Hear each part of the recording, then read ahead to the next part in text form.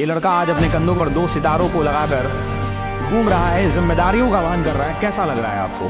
ऐसा लग रहा है कि कई रातें मैंने बिताई हैं इसके लिए, और उसके बाद उस मंजिल को पाना बहुत ही अनोखा महसूस होता है। कभी बरसाती मेढक नहीं बनना है। बिल्कुल। जैसे एग्ज़ाम, ये एग्ज़ाम आ रहा है तो उसमें पढ़ने लग गए हैं, वो एग्ज़ाम आ रहा है उसमें पढ़ने लग गए हैं। मतलब मैं बहुत ट्रैकलेस रहा हूँ। स्टार्ट में मैंने बैंकिंग का प्रिपरेशन करा, फिर उसके बाद मुझे लगा कि नहीं मेरे सीनियर से बोला कि नहीं तुम्हारे मैथ्स अच्छे हैं तो तुम सीजीएल की तरफ जाओ। बहुत ही उतार चढ़ाव रहा, जिसमें इंटरेस्ट आ रहा है वहाँ से स्टार्ट करा मैंने।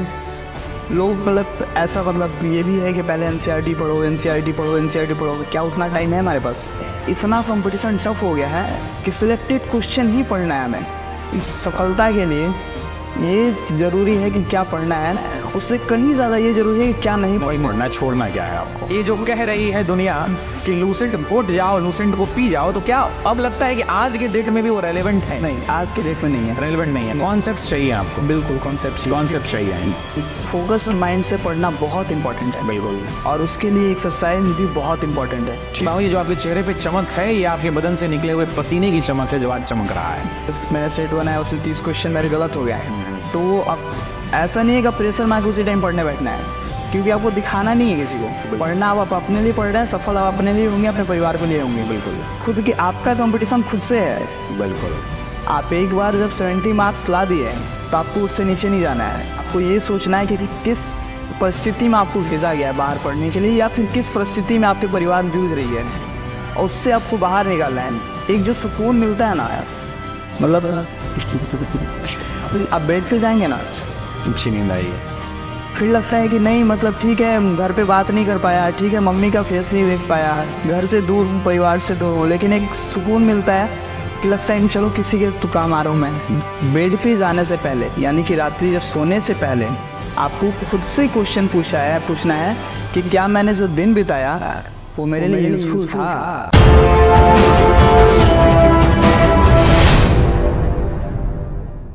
साथियों, आप सबका बहुत नमस्कार। आप सभी का बहुत स्वागत है ऑफिसर्स एकेडमी की इस सीरीज़ के अंदर में, जिसमें हम बात करते हैं टॉपर से। आज हमारे साथ हिमांशु हैं, और हिमांशु का सपना बचपन से इस वर्दी का था, जिस वर्दी आज के बिहार के लाखों छात्रों के लिए भी एक बहुत बड़ा सपना है। वर्दी का जुनून आप सबके लिए दिन रात पसीने निकालने पर मजबूर करता है, और दिन रात आप कलम घिसते हैं ताकि इस सफलता अर्जित कर सके। और वो सफलता इस चीज़ की होती है ताकि आपके कंधे पर 2 सितारे सज सके। बिहार दरोगा की परीक्षा हमेशा से चुनौतियों से पूर्ण रही है, और लाखों की संख्या में विद्यार्थी प्रत्येक वर्ष इसकी तैयारी करते हैं। इस श्रृंखला के अंदर में हम ऐसे टॉपर्स से बात करते हैं, और उनके बिल्कुल ठेठ अंदाज में उनसे हम बातें करते हैं, और उनसे जानने का प्रयास करते हैं वो सभी सवाल और वो सभी चुनौतियाँ जो इन्होंने अपने प्रिपरेशन के दौरान चुनौतियों को पेश किया है। हमारे साथ आज हिमांशु हैं, और हिमांशु से हम जानने का प्रयास करेंगे कि इनके लिए कैसे इनकी जीवन की गाथा आगे बढ़ी और किस प्रकार से इन्होंने सफलता को अर्जित किया है। तो हिमांशु, मेरा पहला सवाल आपसे ये है कि रोहतास से, एक छोटे से गांव से निकलकर ये लड़का आज अपने कंधों पर 2 सितारों को लगाकर घूम रहा है, जिम्मेदारियों का वहन कर रहा है। कैसा लग रहा है आपको? बहुत ही अद्भुत महसूस कर रहा हूँ मैं। ऐसा लग रहा है कि कई रातें मैंने बिताई हैं इसके लिए, और उसके बाद उस मंजिल को पाना बहुत ही अनोखा महसूस होता है। ऐसा लगता है कि मतलब ज़िंदगी की जिस चीज़ के लिए दौड़ रहा था मैं, कई रातें बिताई मैंने, उसके बाद उस चीज़ को पाना मतलब एक इमोशन है, और उसके बाद पाने के बाद जो समाज की कई कठिनाइयों को दूर करने का रिस्पॉन्सिबिलिटी मिला है, उसको पाने के बाद बहुत ही अद्भुत और गर्व की भी पल होती है। बिल्कुल, आप गौरवान्वित कर रहे हैं, और मुझे यकीन है कि आपके माता पिता भी आप पे काफ़ी गौरवान्वित महसूस कर रहे होंगे। और हिमांशु के बारे में एक और बात आपको पता होना चाहिए कि हिमांशु ने बहुत सारी परीक्षाएं पास की। हिमांशु, अगर मैं जहाँ तक सही हूँ तो 2015 एनटीपीसी, 2016, 17, 18 एलडीसी की परीक्षा एसएससी की, 16, 17, 18 सीजीएल का मेंस आपने दिया, कोर्ट क्लर्क की परीक्षा निकाली, और बीपीएससी का 63वीं का मेंस भी लिखा। तो आपको नहीं लगता है कि हिमांशु इतने सारी परीक्षाओं को निकालने के बाद अंतिम में आप दरोगा बने, तो इन परीक्षाओं के दौरान आपकी लगभग दरोगा की पूरी तैयारी हो गई होगी, मतलब आप लगातार लगे रहे? बिल्कुल। और इसमें एक चीज़ और समझने वाली बात है कि कभी बरसाती मेढक नहीं बनना है। बिल्कुल। जैसे ये एग्ज़ाम आ रहा है तो उसमें पढ़ने लग गए हैं, वो एग्ज़ाम आ रहा है उसमें पढ़ने लग गए हैं। आपको जो पढ़ रहे हैं मतलब पढ़ रहे हैं, और उससे छूटना नहीं चाहिए कभी। कि नहीं मतलब कोई और एग्जाम आ रहा है तो किसी और में घुस गए आप। बिल्कुल, मतलब बेसिक मतलब एग्जाम ओरिएंटेड तैयारी ना करें, पूरा का पूरा विषय ओरिएंटेड तैयारी करें। बिल्कुल। देखिए बहुत हिमांशु, आप सीरियसली बहुत बड़ी बात बता रहे हैं, क्योंकि आज के छात्रों के दौर में क्या हो गया, वैकेंसी निकली छात्र तैयारी करेंगे, वैकेंसी निकली छात्र तैयारी करेंगे। ये गंभीरता पूर्वक ये नहीं सोच रहे हैं कि मेरी कोई वैकेंसी नहीं भी आएगी तब भी हमको 1 साल तक पढ़ना है, ये करना पड़ेगा। ये करना ही पड़ेगा, इसके बिना कोई चारा नहीं है। आप फिर वही जो 50% लोग ऐसे फॉर्म भरते हैं उस वाले कैटेगरी में आप। बिल्कुल, मतलब अगर सिलेक्शन लेना है तो लगातार लगे रहना, बिल्कुल, छोड़ना नहीं है। चलिए हिमांशु, चुनौतियों से भरा ये करियर है, बिहार दरोगा के लिए लाखों की संख्या में हर साल छात्र तैयारी करते हैं। तो बिहार दरोगा की जो नई छात्र हैं जो तैयारी करना चाहते हैं, कोई मैं देखता हूं कि सर मैं 2 साल से तैयारी कर रहा हूं, मैं प्रीलिम्स दे रहा हूं, नहीं हो पा रहा है, मेंस दे रहा है, नहीं पा रहा। तो आपने अपनी तैयारी कब शुरू की? क्या आपने ग्रेजुएशन में ही शुरू कर दी या फिर ग्रेजुएशन कंप्लीट करने के बाद शुरू की? उसके बारे में आप बताएं। बेसिकली हुआ क्या था कि मैं जब स्टार्ट में आया, मैं आपकी सबसे ज़्यादा सफलता को पाने के लिए गाइडेंस इतना ज़्यादा इम्पोर्टेंस है, और आपको सही गाइडलाइन में नहीं जा रहे हैं अगर, तो आप मतलब मैं बहुत ट्रैकलेस रहा हूँ। स्टार्ट में मैंने बैंकिंग का प्रिपरेशन करा, फिर उसके बाद मुझे लगा कि नहीं मतलब मेरे सीनियर से बोला कि नहीं तुम्हारे मैथ्स अच्छे हैं तो तुम सीजीएल की तरफ जाओ। मैंने सीजीएल की तरफ मूव करा, फिर मतलब बहुत ही उतार चढ़ाव रहा। फिर लास्ट में मतलब मैंने ऐसे ही बस दरोगा का है, फिर मतलब लगा कि नहीं यार मुझे तो समाज सेवा करना लाइफ मिला है, ज़िंदगी ऐसी तो बिता नहीं सकते, एक लाइफ है, उसको समाज के नाम भी कुछ करना है हमें। बिल्कुल। तो उसके प्रति फिर लगा कि हाँ नहीं सबसे ज़्यादा रिस्पॉन्सिबल पोस्ट सब इंस्पेक्टर का है, उसके लिए जाना चाहिए। तो फिर मैं उसके लिए जब गया तो मुझे रियलाइज़ हुआ कि एक प्रॉपर गाइडेंस मिलना बहुत ही ज़्यादा ज़रूरी है। और सर आज की डेट में ऑनलाइन जो पढ़ाई चल रहा है हमारा, और प्रॉपर जो बिल्कुल एग्जैक्टली जो हमें चाहिए वो बहुत आसान बनाता है, लेकिन ये उनके लिए नहीं है जो शो ऑफ करते हैं।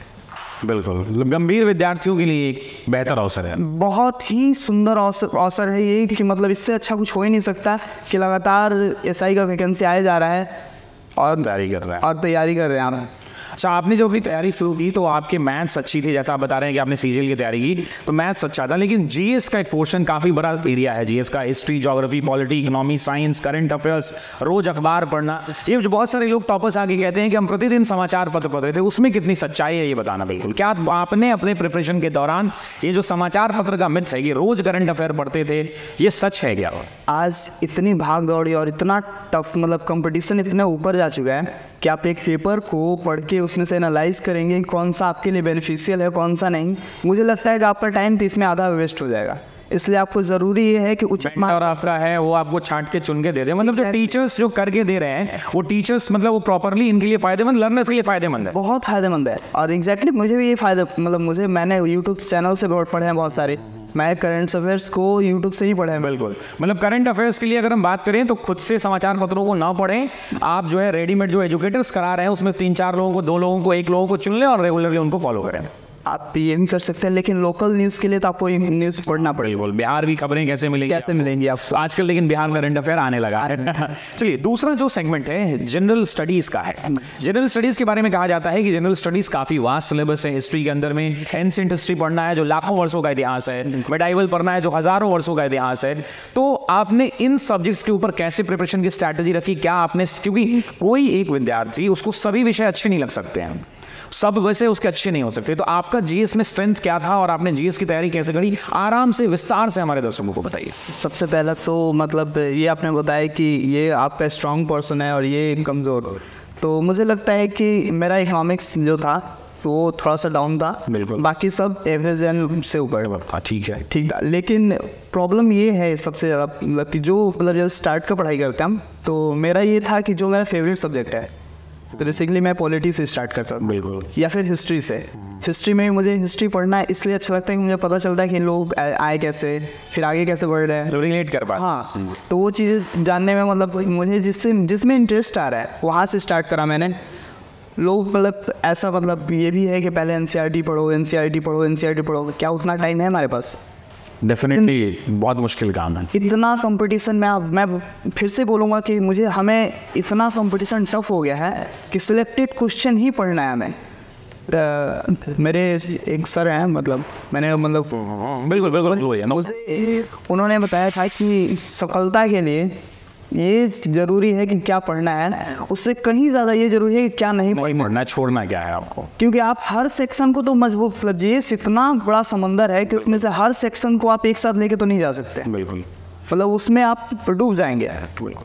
तो इकोनॉमिक्स आपकी कमजोर थी, लेकिन बाकी विषयों के लिए, हिस्ट्री के लिए आपने कौन सी किताबें पढ़ी? जैसे बहुत सारे बच्चे होते हैं वो जानना चाहते हैं कि कौन सी बुक्स ज़्यादा इंपॉर्टेंट है।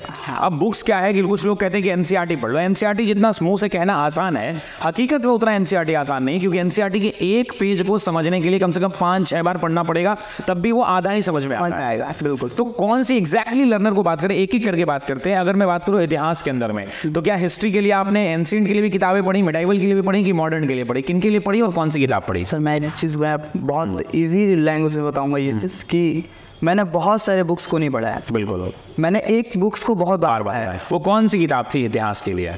मैंने एक क्राउन का पढ़ा है। बिल्कुल, क्राउन प्रेफर करा था। फिर उसके बाद मैंने घटना चक्र पढ़ा था रिवीजन के लिए, मतलब टॉपिक वाइज एमसीक्यूज लगा लिए। हाँ। तो और इस पर क्या आपने टॉपिक वाइज एमसीक्यू? और एक चीज़ और, मैं जब सेट बनाता था, मेन प्रॉब्लम क्या आता है कि लोग 70 मार्क्स तक तो आ जाते हैं, फिर वहाँ से जो सिलेक्शन का जो होता है वहाँ तक आते हैं, लोग सेलेक्ट हो गए। और मेरे कई दोस्त हैं जो बार बार आए हैं, 1717 में आए, 2446 में आए, 2213 में आए, और सेलेक्ट होकर पीछे रह गए।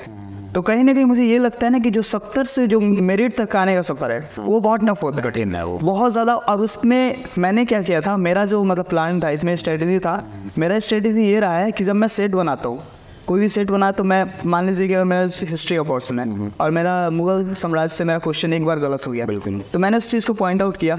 एंड अगली बार, जैसे सर आपका वीडियो है, मैंने आपके भी वीडियो से पढ़ा है, ठीक है, तो मतलब मैंने उसको, मतलब मैं वहाँ पे लेके आऊँ मुगल साम्राज्य को, फिर उसके बाद मैं पोस्टमार्टम करूँगा, क्योंकि अगली बार अगर वो मुगल साम्राज्य से क्वेश्चन आया है तो मैं मेरे से छूट गया, तो फिर मतलब मैं मेरे से I am not doing justice. हाँ, एग्जैक्टली। मतलब कुल मिला के इनका कहना है कि कोई भी टॉपिक जब आप पढ़ते हैं तो उस टॉपिक से अगर जब आप टेस्ट सीरीज लगाते हैं या सेट प्रैक्टिस करते हैं, तो कोई भी टॉपिक अगर गलत हो रहा है, अगर 100 सवाल आपने बनाए हैं, 70 आपके सही हैं, तो खुश होने की जरूरत नहीं है। निराशा की ये बात है कि वो जो 30 गलत हुए उनमें से 15 आपको सही करना है, 85 तक जाना है। और वो जो 15 गलत हुए, पता कर लो कि ये कौन से टॉपिक के हैं, उन टॉपिक को सादे कागज पे नोट करो, और अगली बार घटना चक्र या कोई भी प्रीवियस ईयर सीरीज या कोई भी किताब आपके पास, मैं यूट्यूब से नहीं, हाँ, कहीं यूट्यूब से भी आप उस टॉपिक, आजकल तो टॉपिक डालो आपको क्वेश्चन मिल जाता है, तो आप वहां से आप उस टॉपिक को पिल करो। और ये इंश्योर करना आपकी जिम्मेदारी है कि अगली बार उस पूरे टॉपिक से अगर कोई भी सवाल आता है तो वो गलत नहीं हो। करेक्ट हिमांशु? एग्जैक्टली, यही स्ट्रैटेजी। हाँ। और मुझे लगता है कि अगर ये सारे विषय में अपना लिया जाए तो फिर कुछ भी नहीं बचेगा, कुछ भी नहीं बचेगा, कुछ भी नहीं बचेगा। अच्छा, एक बड़ा मिथ है, मुझे एक मिथ का जवाब चाहिए कि क्या लूसेंट आपने पढ़ा था? नहीं पढ़ा था। तो ये जो दुनिया, ये जो कह रही है दुनिया कि लूसेंट घोट जाओ, लूसेंट को पी जाओ, तो क्या अब लगता है कि आज के डेट में भी वो रेलेवेंट है? नहीं, आज के डेट में नहीं है, रेलेवेंट नहीं है। कॉन्सेप्ट चाहिए आपको। बिल्कुल कॉन्सेप्ट चाहिए। कंपटीशन टफ होते जा रहा है, बहुत ज़्यादा टफ हो रहा है आज के डेट में। मतलब हम जैसे 99.6% लोग फेल हो गए, मतलब हाँ, मैं फेल नहीं बोल सकता हूँ, मतलब 2446 हमारे बैच से 2446 लोग ही सिलेक्ट हुए थे, जबकि 5,40,000 के समथिंग फॉर्म फिलअप किया था लोगों ने। तो वो 0.5% लोग जो है सेलेक्ट हुए हैं और लगभग 99.5% लोग पीछे रह गए। तो पीछे रहने वालों का कुछ ना कुछ तो कारण होगा। ऐसे तो नहीं बोल सकते कि आप मतलब ऐसे ही बस आप फेल हो गए हो। बिल्कुल। दूसरा एक और है, हिस्ट्री की आपने एक ऐसा मारक जवाब इन्होंने दिया है जिससे वो सभी विषय कवर हो जाएंगे कि आपका सेट बना रहे हैं, आप सेट की जब आप प्रैक्टिस कर रहे हैं तो उसको सीरियसली प्रैक्टिस करें, और जो टॉपिक के क्वेश्चन गलत हो रहे हैं वो इंश्योर करें कि अगली बार वो गलत नहीं है। मतलब एक तरह से मैं कहूँ कि जब मैं अपनी तैयारी के दिनों में था तो मुझे टीचर कहते थे कि जो चीज़ तुम्हारा, अगर तुम्हें 100 नंबर में 70 नंबर आ रहे हैं तो वो तुम रात में 12 बजे सोए हो और जगा के कहें कि शशि उठो, तुम्हें जो है सेट बनाना है, तुम आधे नींद में भी हो तो जो 70 सवाल तुम्हें आते हैं उसमें से तुम 65 जरूर बना दोगे। तो जो चीज़ें गलत हो रही हैं उन पे आपको स्पेशल फोकस करना है, ये सबसे इंपॉर्टेंट बात है। ठीक है। एक और बड़ी बात है कि लोग कहते हैं कि रनिंग, जंपिंग प्रैक्टिस अभी से ही करें बच्चे, या फिर आराम से मेंस वेंस निकाल लें उसके बाद इसकी तैयारी शुरू करें। मुझे लगता है कि मतलब दौड़ना एक फोकस्ड माइंड से पढ़ना बहुत इंपॉर्टेंट है। बिल्कुल। और उसके लिए एक्सरसाइज भी बहुत इंपॉर्टेंट है, क्योंकि जब स्वेट निकलता है ना, पसीना, हाँ, तो पसीना निकलता है तो उसके बाद इंसान, मुझे मतलब मैंने फील किया है कि मतलब मैं ऐसे नहीं बोल रहा हूँ कि मैं पूरा आपको 6.5 मिनट में दौड़ के आना है। ये जो आपके चेहरे पे मैं रोक रहा हूँ, ये जो आपके चेहरे पे चमक है, ये आपके बदन से निकले हुए पसीने की चमक है जो आज चमक रहा है। तो आपने पसीना बहाया है, बिल्कुल, आगे बताइए। तो जब मतलब वो दौड़ के आते हैं आप, तो एक स्वेट पसीना आता है आपका, तो उसके बाद आप फ्रेश जब पढ़ने बैठेंगे ना, तो माइंड एक रिलैक्स होता है और फोकस कंसंट्रेशन लेवल पता चलता है। आपके नेगेटिव एनर्जीज जो है आपके आसपास की, वो आपको नहीं दिखेंगी। मतलब ऐसा भी तो लर्नर्स कर सकते हैं कि जो फिक्स्ड हैं कि जिन्हें दरोगा का एग्जाम्स देना है, तो वो लर्नर्स क्यों ना प्रतिदिन 1 किलोमीटर ही दौड़े। मैं यही तो कह रहा हूँ कि मतलब एक्सरसाइज की वे में दौड़े ताकि उससे स्वेट निकले। मतलब जो बॉडी का डेली एक्सरसाइज है उसको मान लें कि हमको रनिंग ही करना है 1 किलोमीटर और उससे काम चला लें, तो दोनों काम हो जाएगा इससे। Very good. दूसरा, डिस्ट्रैक्शन की बात कर लेते हैं। लर्नर्स बहुत ज़्यादा डिस्ट्रैक्ट होते हैं। मेरे टेस्ट में मेरे दोस्त से मेरे नंबर कम आए, मेरे पास गर्लफ्रेंड नहीं है, मेरे दोस्त के पास गर्लफ्रेंड है, मेरे माँ बाप मुझे उतना पैसा नहीं देते, मेरा दोस्त बहुत अमीर परिवार का है, मैं कैसे उसकी तरह लाइफस्टाइल जीऊँगा। बहुत सारे डिस्ट्रैक्शंस हैं। पटना में एक मरीन ड्राइव बन गया तो चलो घूम के शाम को आते हैं। ऐसे तमाम डिस्ट्रैक्शन। और मोबाइल फ़ोन जिसका लोग पॉजिटिव इस्तेमाल ना करके निगेटिव इस्तेमाल, व्हाट्सएप, वीडियो कॉलिंग, ये कॉल, यूट्यूब, अलग अलग तरह के वीडियोज़।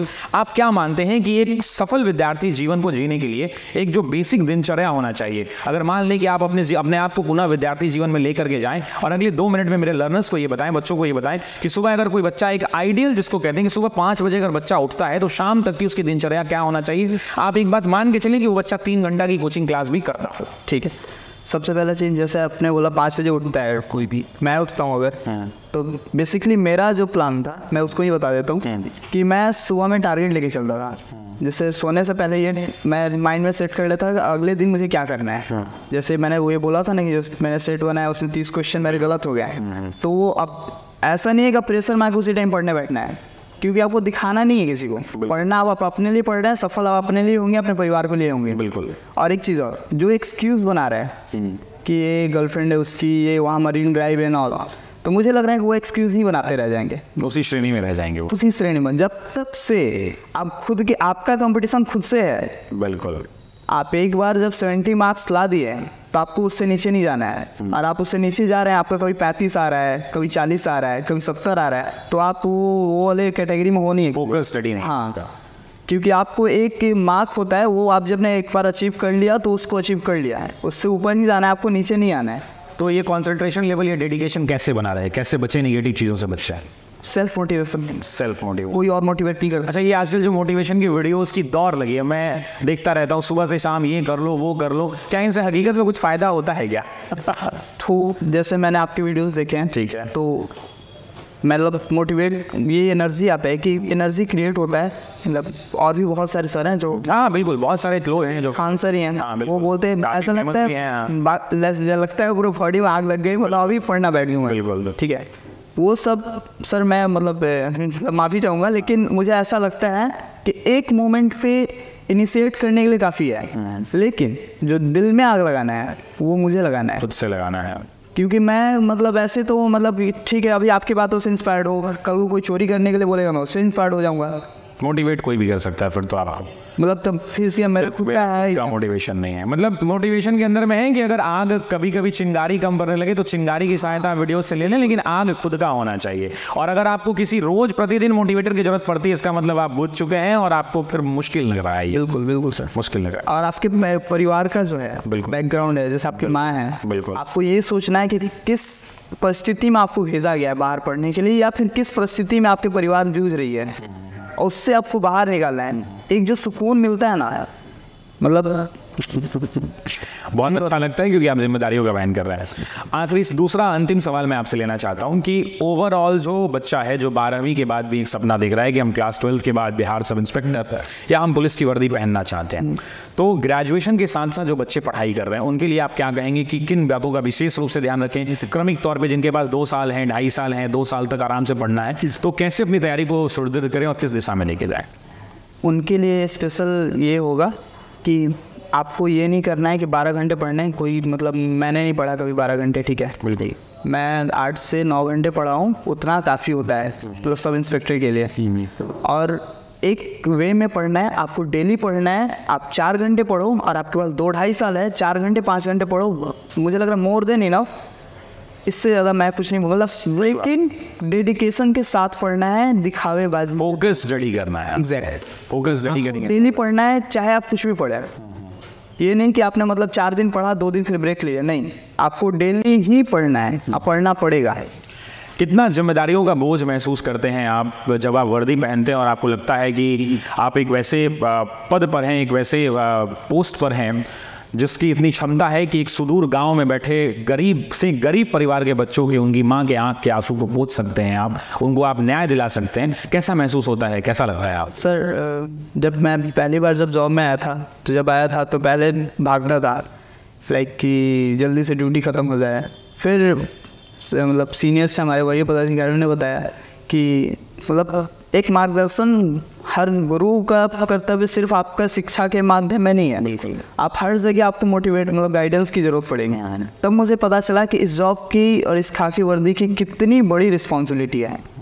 एक मतलब हम मतलब ये कह सकते कि इनिशिएट करने वाले हम हैं, हम लिखेंगे क्या ये डिपेंड करता है, और इमोशंस जोड़ना बहुत इम्पोर्टेंट है कि वो क्या फील कर रहा होगा।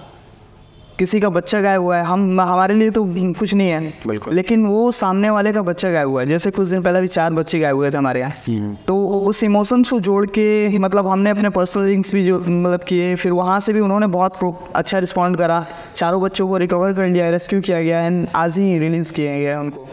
तो ये मतलब फिर एक मतलब जब आप बेड पे जाएंगे ना, अच्छी नींद आई है, फिर लगता है कि नहीं मतलब ठीक है, घर पे बात नहीं कर पाया, ठीक है मम्मी का फेस नहीं देख पाया, घर से दूर हूँ, परिवार से दूर हूँ, लेकिन एक सुकून मिलता है कि लगता है कि चलो किसी के तो काम आ रहा हूँ मैं। बिल्कुल, समाज की सेवा। जाते जाते आखिरी सवाल की, इसके बाद बीपीएससी भी आपका लक्ष्य होगा, यूपीएससी जैसी परीक्षाएं लक्ष्य होंगी, उनकी तैयारियों के लिए आप लगे हुए हैं, निरंतर लगे हुए हैं। तो हमारी तरफ से और हमारी पूरी टीम की तरफ से आपको बहुत बहुत शुभकामनाएं। हम बात कर रहे थे हिमांशु से, और हिमांशु ने अपने पर्सनल एक्सपीरियंसेस को बताया, और बताया हिमांशु ने कि किस पथ पर चलकर, वैसे पथ जिन पर कंकर बिछे हुए थे, और हर व्यक्ति को सुदूर और सही मार्ग नहीं मिलता है, हर व्यक्ति को अपने जीवन में कांटों से और कंकरों पर चढ़कर ही गुजरना पड़ता है। जिनके पैर में छाले मड़ गए और वो चलते रहे, तो वो निरंतर सत्य है कि वो सफल होते हैं। हिमांशु, अंतिम 2 शब्द, जो अंतिम 3 बातें आप मेरे लर्नर को कहना चाहेंगे, आप बताइए उन बच्चों को, और बताइए कि उनके 3 आदर्श उनके लिए क्या होने चाहिए, किन बातों का विशेष ध्यान रखें। सेल्फ मोटिवेशन पहला, बिल्कुल, डेडिकेशन और दृढ़ संकल्प जो है ना, आपको किसी भी कीमत पे डिस्ट्रैक्ट नहीं होने देना है। आप अपने परिवार के बारे में सोचिए, आप अपने अपनों के बारे में सोचिए कि अगर आप फेल होके जाएंगे तो क्या बताएंगे। और बेड पे जाने से पहले, यानी कि रात्रि जब सोने से पहले, आपको खुद से क्वेश्चन पूछना है कि क्या मैंने जो दिन बिताया वो मेरे लिए यूज़फुल था। और जब इस चीज़ का आंसर आपको सही मिलेगा तो सुकून का नींद तो आएगा ही आएगा, अगले दिन फिर से आपको सेल्फ मोटिवेशन आपको फिर से मिल जाएगा कि अगले दिन क्या करना है आपको। भाई ये थे हिमांशु हमारे साथ, काफ़ी अच्छा लगा हिमांशु आपसे बात करके। अगले किसी वीडियो में फिर मिलेंगे किसी ऐसी महान शख्सियत के साथ, और उनके संघर्ष की गाथा को दिखाएंगे, और चुनौतियाँ जिनसे आप डरते हैं हम बताएंगे कि उन्होंने उन चुनौतियों का सामना कितनी दृढ़ संकल्पता के साथ किया है, और उसमें जाकर वो अंततः सफल हुए हैं। बहुत बहुत धन्यवाद, बहुत बहुत धन्यवाद, थैंक यू।